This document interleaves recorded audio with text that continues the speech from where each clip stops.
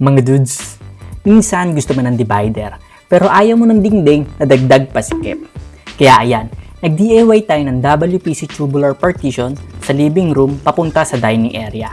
Instant divider, instant static. Simple lang pero effective para ma-separate ang living room area sa dining area, habang clean at modern pa rin ang look. Kaya ayan, simulan na natin. Welcome to my vlog.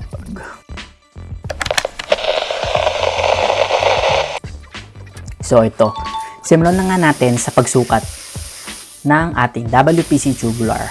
Pero hep, bago yun. Kung papansin nyo, naglagay na tayo ng scrap na wood dito sa ibabaw, up and down. Like, ayan yung pinaka magiging pagkakapitan ng ating WPC tubular. Gumamit tayo ng normal nails para madikit yan. Siyempre, ginawa natin yan kailangan sakto sa box or dun sa loob ng WPC tubular. Para pag sinalpak natin yan, saktong-sakto. Ang diskarte na ginawa natin dito, ay nag-base lang din ako sa research ko kung paano yan dinikit. Kasi sabi ko, paano i-didikit to kung walang pagkakapitan? And then, ayun, YouTube ko lang kung paano nila ginawa, then ginaya ko lang din. So, yun nga, mapahaba pa. Yun nga, nag-cut lang ako sa dulo, dun sa bandang taas, para hindi halata na may kinat ako. Na maliit na box kung saan ko isasalpak yung square. Then after nun, makikita nyo kung paano ko naman siya sinalpak. Una sa baba, then papunta sa taas. Siyempre, bago ko yun idikit sa scrap na wood, nilalagyan ko muna yung dulo-dulo ng no more nails para kumapit din siya doon. Sometimes hindi maayos yung pagputol ko, pero sinasadya ko yun kasi ayoko nung parang may uwang sa ibabaw. So, mas okay na sa akin na magbawas pa unti-unti kaysa naman kapusin tayo doon sa putol natin.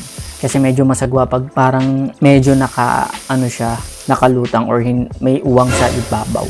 So, ayan ang magiging partition natin sa living room and dining area. Ginawa ko ng terno yung kulay nito sa fluted wall and dito sa ating partition.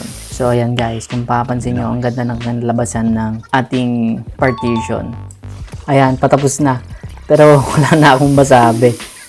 Pero paulit-ulit lang naman yung ginawa ko dito. And grinder, puro dikit, sukat, gumamit tayo ng skwala para straight na straight.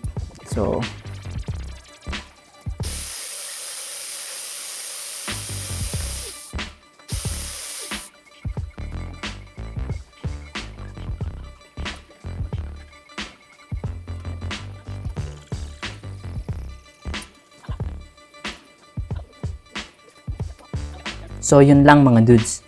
Thanks for watching. Peace out!